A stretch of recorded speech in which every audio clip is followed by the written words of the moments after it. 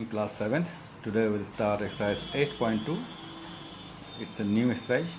इसमें कुछ कॉन्सेप्ट मैं बताऊंगा शुरू करने से पहले। क्वेश्चन नंबर 1 शुरू करने से पहले let's discuss some concept about the angle and its type. तो उससे corresponding angle, alternate inter angle जो दिया हुआ है ना क्वेश्चन नंबर, इसको मैं थोड़ा सा एक्सप्लेन कर देता हूँ, फिर मैं इस क्वेश्चन को करूँगा। हमें इनमें पहचानना है कि अल्टरनेट एंगल कौन है, कॉरस्पॉन्डिंग एंगल कौन है। ठीक है, तो इसको पहचानते हुए करते हैं। नीचे शुरू करते हैं।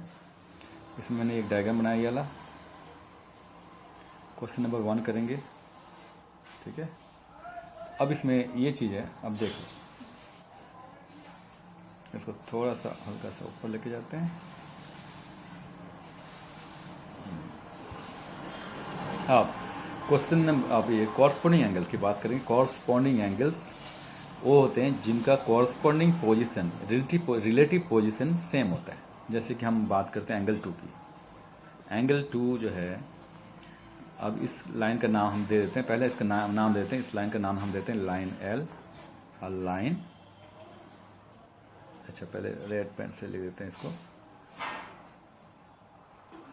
Line L, line M. ठीक है, ये दो लाइन है, पहले लाइन से। ठीक है, और ये लाइन जो है इसको बोलते हैं ट्रांसवर्सल लाइंस। इसको टी से डिनोट करते हैं, टी फॉर ट्रांसवर्सल। ठीक है, अब हम इसको एक्सप्लेन करते हैं। अब इसमें जो है ना, तो दो लाइन है, line L and M, both are parallel lines. Rail की पट्टी की तरह होता है, रेलवे ट्रैक्स की तरह ये आपको दिखता होगा। ये दो पैरेलल लाइंस हैं, कभी नहीं मिलेंगे एक दूसरे से, जितने भी लंबा कर लो। Therefore they are parallel. तो पैरेलल लाइंस हमेशा इक्वल डिस्टेंस होता है, कहीं भी पॉइंट इन दोनों के बीच की दूरी, इन दोनों के बीच की दूरी हमेशा इक्वल होगी, वो कभी भी छोटी बड़ी नहीं होती। और इनको काटने वाले इसको बोलते हैं ट्रांसवर्सल, इसको बोलते हैं ट्रांसवर्सल। ठीक है, तो टी हमने दिया, टी फॉर ट्रांसवर्सल, जो दो पैरेलल लाइंस को काटते हुए निकल जाता है। और तो काटा तो मतलब एंगल बना, जिधर भी काटेगा उस पॉइंट पे एंगल बनेगा। जैसे यहाँ पे 4 एंगल बना, एंगल 1 2 3 4, और इधर भी 4 एंगल बना। जहाँ पे क्रॉस करते हैं, पैरेलल लाइंस को काटते हुए जाता है, उसमें 4 एंगल करके बनाते हुए चला जाता है। अब हमें इनका रिलेशन देखना है कि एंगल 2 और एंगल 6 को देखो, इनका रिलेटिव पोजीशन सेम है। कैसे? एंगल 2 और एंगल 6 दोनों के दोनों देखोगे तो पैरेलल के ऊपर है, पैरेलल एल और एम के ऊपर है, ऊपरी साइड में। ठीक है, सेम साइड में वो जैसे बोल सकते हैं, ऊपर की तरफ है। आपको दिखाई देगा कि ऊपर की तरफ है, पैरेलल के ऊपर की तरफ है। और ये दोनों ही एंगल ट्रांसवर्सल के राइट साइड में, राइट साइड आपको पता है, राइट हैंड की तरफ राइट साइड में है। तो इनका रिलेटिव पोजीशन सेम हो गया, इसलिए इनको कहा जाता है कॉरस्पॉन्डिंग एंगल्स, और इनकी वैल्यू सेम होती है। ठीक है, इनकी वैल्यू सेम होती है। ठीक है, उसी तरह से हम पता कर लेंगे, उसकी तरह हम पता करेंगे कि एंगल 1 की बात करते हैं और एंगल 5 की। इन दोनों एंगल को ध्यान देना। ठीक है, angle 1 and angle 5 both are above line L and M, दोनों के दोनों लाइन एल और एम के अपर साइड में, ऊपर की तरफ है। ठीक है, या सेम साइड में बोल सकते हैं, सेम साइड में है। अगर ये एंगल 1 लाइन एल के मान लो लेफ्ट साइड में है, तो 5 भी एंगल एम के लेफ्ट साइड में है। और दोनों के दोनों एंगल जो है ट्रांसवर्सल टी के राइट साइड में, इस बार लेफ्ट साइड में बोलेंगे। ठीक है, ट्रांसवर्सल टी के लेफ्ट साइड में दोनों के दोनों एंगल, एंगल 1 और एंगल 5, दोनों के दोनों एंगल्स ट्रांसवर्सल ये जो लाइन है इसके लेफ्ट साइड में है। तो इनका रिलेटिव पोजीशन तो सेम है, पोजीशन स्थिति, इसलिए इनको बोलते हैं कॉरस्पॉन्डिंग एंगल्स। इस तरह से 3 और 7 भी हो जाएंगे कॉरस्पॉन्डिंग एंगल्स। उसी तरह से 4 और 8 भी हो जाएंगे। तो 3 और 7 और 4 और 8 में फ़र्क क्या है कि 3 और 7 जो है, एंगल 3 और 7 की बात कर लें, तो एंगल 3 और 7 की बात करें तो एंगल 3 और 7 जो है लाइन एल और एम के नीचे बन रहे हैं और ट्रांसवर्स के लेफ्ट साइड में। तो ये कॉरस्पॉन्डिंग पोजीशन, ये दोनों इक्वल हो जाएंगे, दोनों कॉरस्पॉन्डिंग एंगल हो जाएंगे। उसी तरह से हम बात करें 4 और 8 की, तो ये दोनों एंगल्स लाइन एल और एम के नीचे बन रहे हैं और ट्रांसवर्सल के राइट साइड में, तो ये दोनों का रिलेटिव पोजीशन सेम हो गया, तो ये भी कॉरस्पॉन्डिंग एंगल है। इस तरह से हमें समझना है। तो पहला तो आपको समझा दिया, अब मैं इसका आंसर लिख लेता हूँ, फिर बात करेंगे आगे। ठीक है, यहाँ पे आंसर्स लिख लेते हैं। फर्स्ट का आंसर जो होगा, कॉरस्पॉन्डिंग पोजीशंस की बात करेंगे, कॉरस्पॉन्डिंग एंगल्स।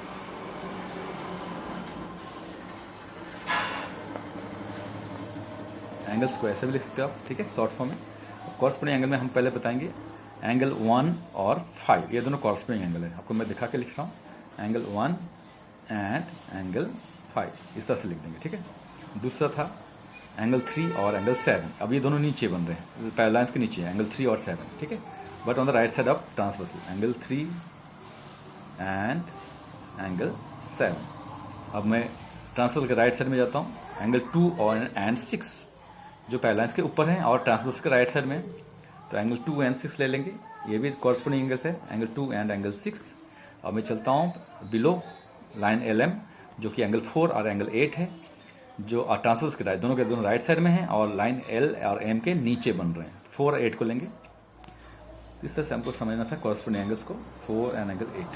ये सारे के सारे कॉरस्पॉन्डिंग एंगल्स से जोड़े हैं, ये हमेशा इक्वल होते हैं। जोड़े जो हैं दोनों के दोनों एक दूसरे के इक्वल होते हैं, जोड़े में जो हैं वो सब इक्वल होते हैं एक दूसरे के, ठीक है। तो 1 और 5 इक्वल हैं एक दूसरे के, पर 1 और 3 इक्वल नहीं है। 1 और 3 में कोई रिलेशन नहीं है, ठीक है। ये दोनों अलग अलग जोड़े हैं, तो जोड़े में एक दूसरे के इक्वल होते हैं, मगर अलग अलग जोड़े के वैल्यू सेम नहीं होती है, ये भी समझ लें। अब मैं आगे चलता हूँ, तो एंगल 1 और 5 का वैल्यू सेम है, मगर 1 और 3 का वैल्यू सेम नहीं है। एंगल 1 और 3 का नहीं सेम हो सकता, क्योंकि वो दोनों कॉरस्पॉन्डिंग नहीं है। तो कॉरस्पॉन्डिंग एंगल ही एक दूसरे के इक्वल होते हैं। तो 1 और 5 कॉरस्पॉन्डिंग है, इसलिए ये दोनों एक दूसरे के इक्वल हैं, बस और कुछ नहीं। अब question number 2 alternate exterior angles की बात करेंगे, ठीक है। Alternate exterior in the sense कि ये पैरेलल लाइंस के बाहर बन रहे हैं। जैसे यूँ समझ लो कि भाई ये रेल की पटरी मान लेते हैं, लाइन LM को रेल की पटरी मान लेंगे, ठीक है। तो रेल की पटरी के अंदर में जो आ गया ना, ये अंदर हो गया, ये अंदर के एरिया हो गया, और ये बाहर के एरिया हो गया, ये बाहर एक्सटीरियर। इधर भी एक्सटीरियर हो गया, ये बाहर। तो अंदर मतलब ये इंटीरियर हो गया, ये इंटीरियर एरिया हो गया, पैरेलल लाइंस के बीच में आ गया। अब बीच में जो रहता है भाई रेल की पटरी, अगर रेलवे ट्रैक अगर मान ले LM को रेलवे ट्रैक के बीच में है तो बहुत रिस्क है भाई, ट्रेन आई तो मर जाएंगे। तो इस तरह से समझते हैं, ये इंटीरियर एरिया हो गया, ठीक है। इसमें कहीं तो एंगल 3, 4 और 5, 6 अंदर बन रहे हैं, ठीक है। 3, 4, 5, 6 अंदर बन रहे हैं इंटीरियर में। तो बाहर कौन है? एंगल 1, 2 और 7, 8 बाहर है। एंगल 7, 8 और एंगल 1, 2 बाहर है, ठीक है। अब मैं शुरू करता हूँ इस पे क्या रिलेशन है, इनका क्या रिलेशन है, कैसे पता करें। अल्टरनेट एक्सटीरियर एंगल, एक्सटीरियर तो समझ में आ गया आपको कि भाई बाहर और अंदर की बात कैसे हुआ। लाइन LM डिसाइड करता है कि बाहर अंदर कौन है। तो बाहर है 1, 2, 7, 8। तो एंगल 2 और 7 को देखो, ये दोनों के दोनों बाहर हैं, और ट्रांसवर्सल के ऑपोजिट साइड में, एक राइट साइड में एंगल 2 राइट साइड में, तो एंगल 7 लेफ्ट साइड में। तो इनको अल्टरनेट पोजीशन है इसलिए कहा जाता है। ये अल्टरनेट है, उल्टा पोजीशन है इनका।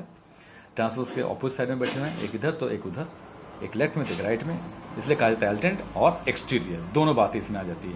दोनों एंगल बाहर बन रहे हैं LM के, लाइन पैरेलल लाइंस के बाहर हैं, और अल्टरनेटिव है क्योंकि ट्रांसवर्सल के एक लेफ्ट में है तो दूसरा राइट में है, ठीक है, इसलिए अल्टरनेट है। उसी तरह से आप देख लो यहाँ पे, उसी तरह से एंगल 1 और एंगल 8 की बात कर लेते हैं। ये दोनों एंगल पैरेलल लाइंस LM के बाहर बन रहे हैं, और लेकिन ट्रांसवर्सल के ऑपोजिट साइड में, एक राइट में है 8 राइट में है, तो वहाँ एंगल 1 लेफ्ट में बन रहा है, किसके? ट्रांसवर्सल के, ठीक है। ट्रांसवर्सल जो पैरेलल लाइंस को काटता है उसके ऑपोजिट में बनते हैं, एक राइट में तो एक दूसरा लेफ्ट में। तो इनका रिलेशन है, ये दोनों इक्वल होते हैं। तो जो भी मैं लिख रहा हूँ ये है इक्वल होते हैं। सेकेंड अल्टरनेट एक्सटीरियर एंगल की बात करेंगे। अल्टरनेट एक्सटीरियर एंगल्स की बात करते हैं। पहला आंसर जो होगा आपका एंगल 1 एंड एंगल 8। देख लिया आपने, एंगल 1 और 8 दोनों के दोनों पैरेलल लाइंस के बाहर हैं और ट्रांसवर्सल के ऑपोजिट साइड में, तो दोनों की वैल्यू सेम है।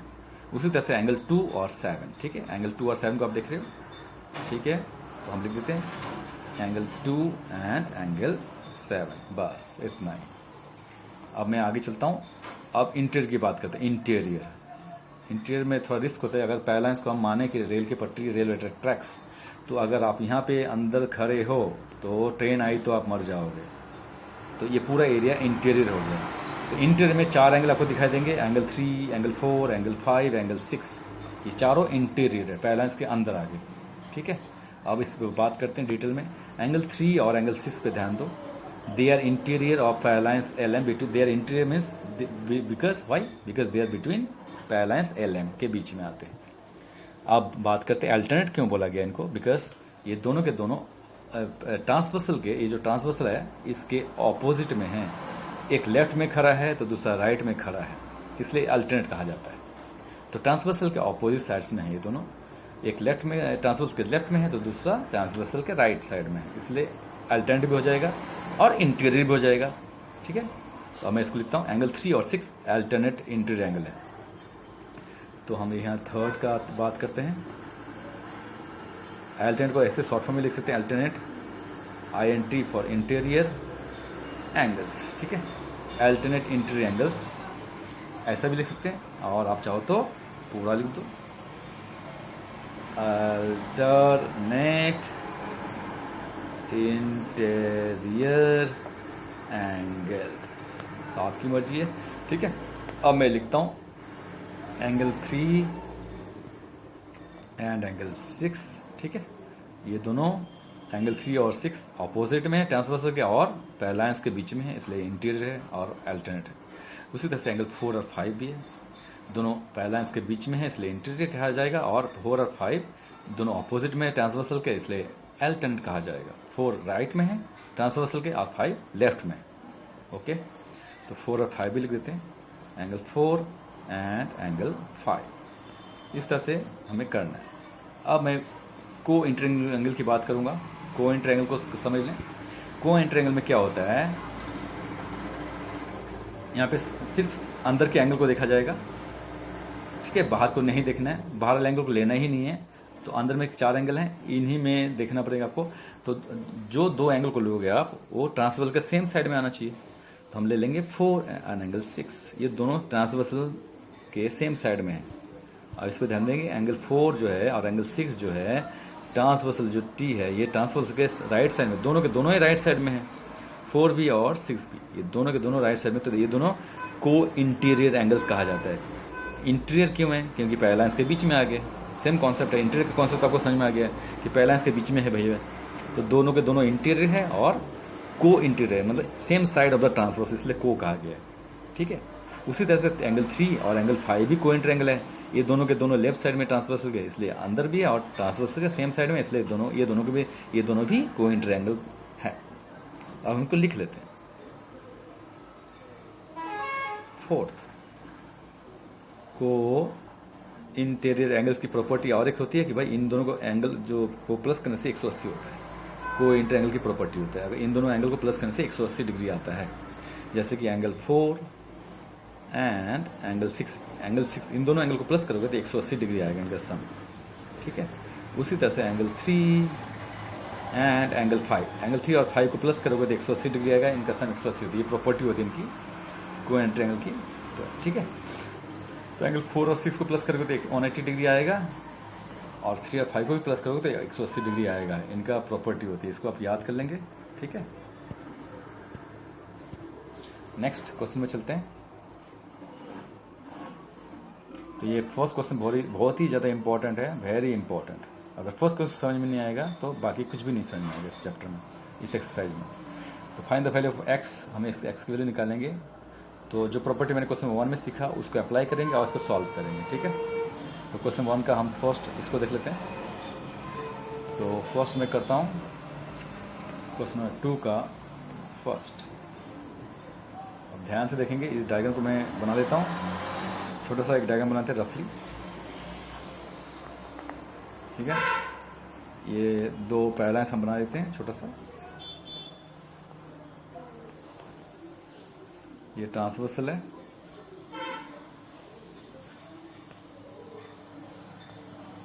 दिस इज एक्स, ये एक्स मान लेते हैं, ये है 110। तो x और 110 का कोई रिलेशंस नहीं है, एक अंदर है एक बाहर है और अल्टरनेट भी है, तो ऐसा कोई रिलेशंस नहीं है फिलहाल डायरेक्ट। तो हम क्या करेंगे, पहले ये एंगल 1, इसका नाम दे देते हैं एंगल 1। हम इसकी वैल्यू पता करेंगे, वैल्यू।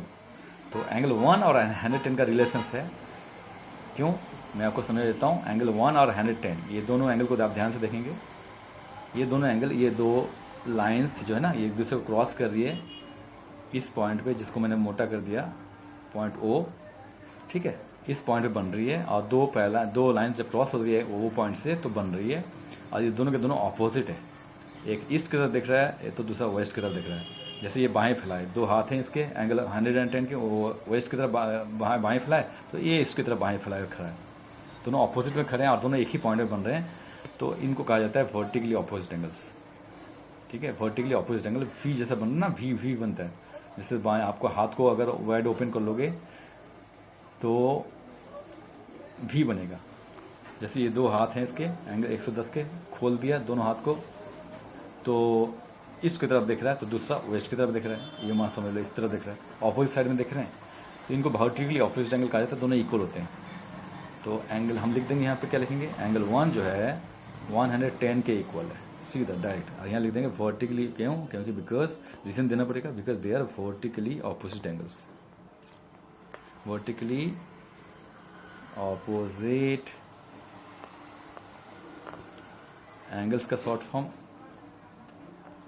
मैंने आपको बता दिया था। अब ऐसे लिख सकते हैं, ठीक है, रीजन देना पड़ेगा ब्रैकेट में, ठीक है, नहीं तो नंबर कट जाएगा।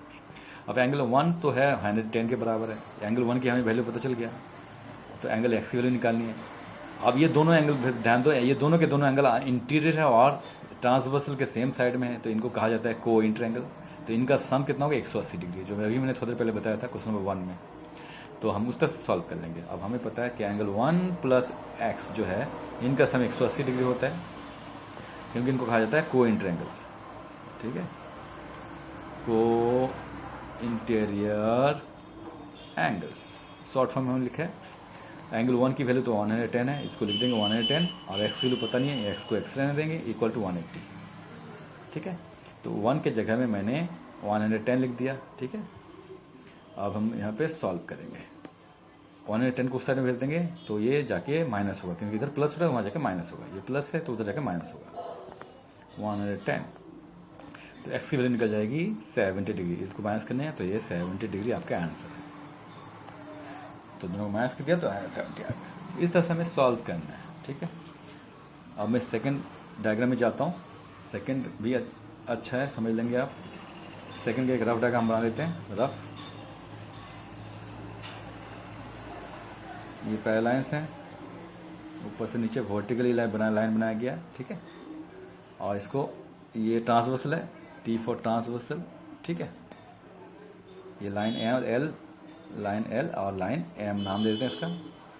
अब इसमें जो है ना x डिग्री और 2x डिग्री, दोनों के दोनों पैरालाइंस एल एम के बीच में हैं और ट्रांसवर्सल के सेम साइड में, तो इनको कहा जाता है को इंटीरियर। क्वेश्चन 1 में मैंने आपको बताया, दोनों के दोनों x और 2x, ये दोनों एंगल जो हैं, x एंगल और 2x एंगल, दोनों के दोनों पैरालाइंस के बीच में हैं और ट्रांसवर्सल के सेम साइड में हैं। ठीक है, सेम साइड, इसलिए इनको कहा जाता है को इंटर एंगल। इनका सम 180 होगा सीधा। इसको तो अकॉर्डिंग टू क्वेश्चन हम इनको प्लस कर देंगे। According to question x plus 2x जो है ना इक्वल टू 180 डिग्री होगा।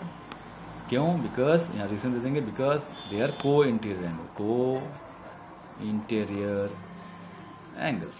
शॉर्ट फॉर्म में लिख दिया। ठीक है, शॉर्ट फॉर्म में लिख दिया। अब हम इसको सॉल्व करेंगे। तो x प्लस 2x, इनको सिंपल प्लस है, 2x इधर है और इधर 1x है, तो 2x प्लस 1x 3x हो जाएगा। सिंपल एडिशन है, 2x प्लस 1x 3x हो जाएगा, इक्वल टू 180 डिग्री। अब 3 और x का रिलेशन हो गया मल्टीप्लाई का, तो 3 उधर जाएगा तो डिवाइड करेगा, तो x is equal to 180 divide by 3। तो 3 से 180 को डिवाइड करेगा तो आएगा 60 डिग्री। डिवाइड करना तो आपको आता है, तो वैसे मैं बता नहीं रहा हूँ, 60 डिग्री हो जाएगा। ठीक है, इस तरह से हमें करना है। अब नेक्स्ट डायग्राम में चलते हैं। ऐसे करके नेक्स्ट डायग्राम कुछ थोड़ा टेढ़ा सा बनाया, लेकिन टेढ़ा होने से कुछ फर्क नहीं पड़ता है। ये पैरालाइंस है, लाइन इसका नाम एल, लाइन एल दे देता हूँ इसका नाम, और एक पैरालाइंस हम बनाते हैं यहाँ पे, इसका नाम देते हैं एम। ठीक है, और इसको काटता हुआ निकल गया ऐसे, इसको देते हैं ट्रांसवर्सल टी। तो उस तरह से समझे, दो पैरालाइंस हैं, लाइन एल एम और ट्रांसवर्सल इसको काट रहा है। तो इधर बना x डिग्री और इधर है 126 डिग्री। तो ये दोनों के दोनों एंगल ध्यान देंगे आप, एंगल x एंड 126 डिग्री, ये दोनों अंदर आ गए, इंटीरियर एरिया है ये। ठीक है ना, पैरालाइंस के बीच में आ गए, तो इसको कहा जाता है इंटीरियर एरिया। इंटीरियर है और दोनों के दोनों ट्रांसवर्सल के ऑपोजिट साइड में, एक राइट साइड में तो दूसरा लेफ्ट साइड में। दोनों सेम साइड में नहीं है, ट्रांसवर्सल के ऑपोजिट साइड में बैठे हुए हैं, बन रहे हैं। ये दोनों एंगल्स, तो इनको कहा जाता है alternate angles, alternate interior angles, जो अभी मैंने क्वेश्चन 1 में बताया था। अल्टरनेट हैं ऑपोजिट साइड में ट्रांसवर्सल के, ठीक है, ट्रांसवर्सल के ऑपोजिट साइड में ये ट्रांसवर्स लाइन है जिसको मैंने बताया, ठीक है, एंगल 126 डिग्री। अगर राइट साइड में तो ये लेफ्ट साइड में होगा, अपोजिट साइड में, और अंदर है, तो अल्टरनेट इंटर एंगल कहा जाता है इनको, ठीक है। तो उस तरह से ये दोनों एंगल इक्वल है, डायरेक्ट इक्वल है। हम सीधा बोल देंगे एंगल एक्स जो है इक्वल टू 126 डिग्री, सीधा आंसर आपका आ गया। क्यों? क्योंकि ये बाय प्रॉपर्टी है अल्टरनेट इंटर एंगल का, because by property alternate inter angle, ये है alternate interior angles, short form में आप लिख सकते हो ऐसे, अल्टरनेट इंटीरियर एंगल्स, ठीक है, ऐसे करके शॉर्ट फॉर्म में यूज कर सकते हो आप, ठीक है। अब हम आगे फोर्थ में चलेंगे, पर आज के लिए इतना ही करते हैं, ठीक है। अब बाकी का डिस्कशन बाद में कर लेंगे, आज के लिए इतना ही करो, बहुत है, ठीक है।